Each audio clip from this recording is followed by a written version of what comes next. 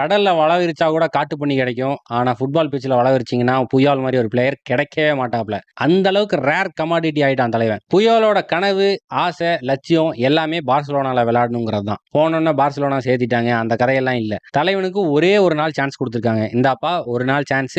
எந்த ஆப்ளிகேஷனும் கிடையாது. உன்னை வாங்குவோமா இல்லையாங்கிறது நீ விளையாடுறத பொறுத்து தான் இருக்கு. அப்படின்னு சொல்லி ஒரே ஒரு நாள் இன்வைட் பண்ணியிருக்காங்க பார்சலோனா. புயாலோட அப்பா பையனை கூப்பிட்டு, இங்க பாரு, உன்னை விட டேலண்டடான பிளேயர்ஸ் இருந்தாங்க. அதனால ரிஜெக்ட் ஆயிட்டேன்னா பரவாயில்ல, தப்பு கிடையாது. ஆனா உன்னை விட இன்னொருத்தன் ஹார்ட் ஒர்க் பண்ணி அதனால நீ ரிஜெக்ட் ஆனேன்னா இந்த வீட்டு பக்கமே வராத, அப்படியே ஓடி போயிருன்னு இருக்கான். தலைவன் அவங்க அப்பா சொன்னதெல்லாம் மண்டையில ஏத்திட்டு நேரா போறான். அடிச்சு தம்சம் பண்றான். சரி பையனை வந்து நம்ம அகாடமியில சேர்த்துக்கலாம்னு சொல்லி சேர்த்துக்கிட்டாங்க. 22 வயசு ஆகி போச்சு தலைவனுக்கு. அப்பப்போ விளையாடுவாப்ல. மோஸ்ட்லி ரைட் பேக்கா தான் விளையாண்டுருந்தான். கேம்ப் நூல எல் கிளாசிக்கோ நடக்குது. ஃபீகோக்கு எகெயின்ஸ்டா 1-on-1ல புயோல அந்த மேட்ச் ஃபுல்லா அட்டகாசம் பண்ணியிருக்கான். இதை பார்த்து அசந்து போன கேம்ப் நூல இருந்த மக்கள் எந்திரிச்சு நின்று நம்ம ஆளுக்கு கை தட்டி இருக்காங்க. அன்னையிலிருந்து ரிட்டையர் ஆகிற வரைக்கும் பார்சலோனா தான் புயால், புயால் தான் பார்சலோனான்னு